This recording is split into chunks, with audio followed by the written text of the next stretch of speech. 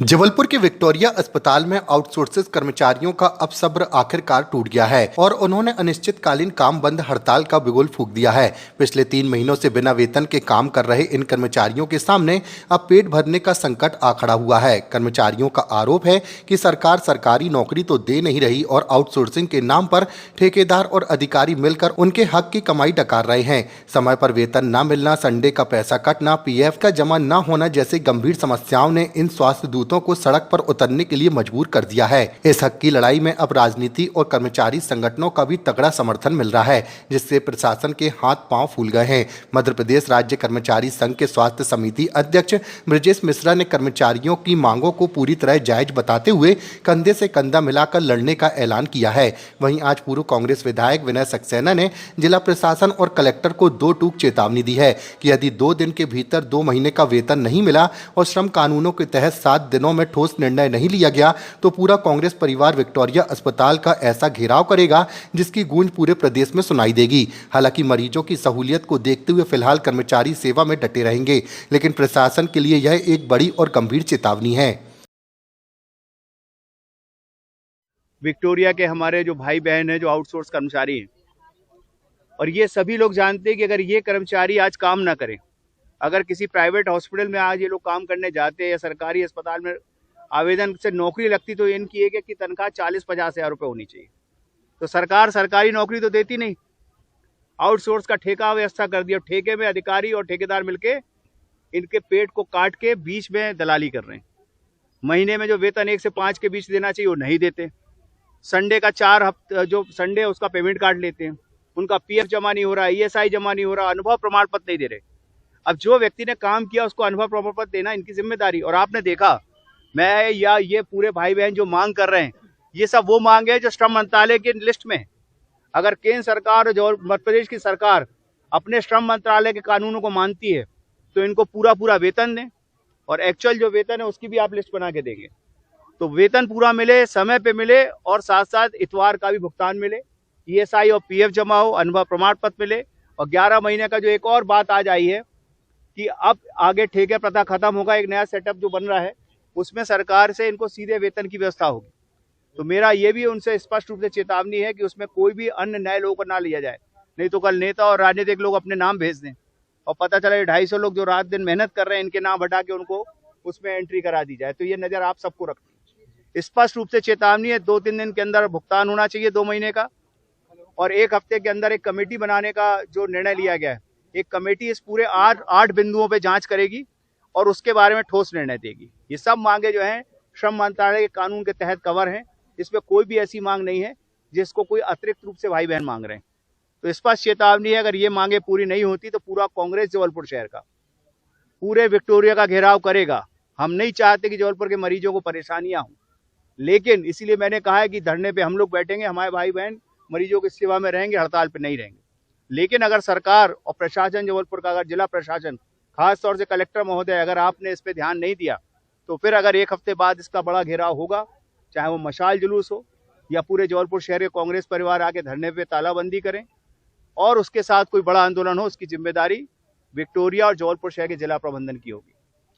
धरना स्थगित हो गया है। धरना भी स्थगित इस मांग पे हुआ है कि 2 दिन के अंदर का वेतन देंगे, और साथ साथ 1 हफ्ते के अंदर इनकी एक कमेटी बन रही है, उस कमेटी के तहत निर्णय हो जाएंगे। धरना और प्रदर्शन के लिए एकत्र हुए हैं। उन्होंने एक मेरे को ज्ञापन भी दिया है, साथ में हमारे भैया विनय भैया भी हैं।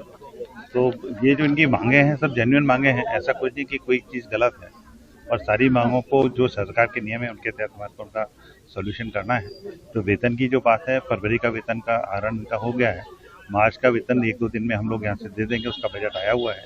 और जो ठेका कंपनी है उसको ये निर्देश दिया जाएगा कि भाई अप्रैल का वेतन भी दे, और आगे के वेतन के लिए भी हम शासन को लिख रहे हैं, क्योंकि अभी शासन ने अभी विगत 2 दिन पहले ही जो सेडमेप के कर्मचारी हैं उनका भी वेतन रिलीज किया हुआ है।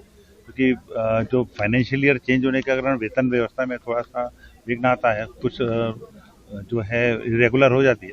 लेकिन अब जो मेरे को पूरा विश्वास है कि जो वेतन का जो फंड है वो हमारे को भोपाल से नियमित रूप से प्राप्त होता रहेगा, और यदि फंड हमारे को नियमित रूप से प्राप्त होगा तो हमारे को हमारे कर्मचारी भाइयों को देने में कोई आपत्ति नहीं है।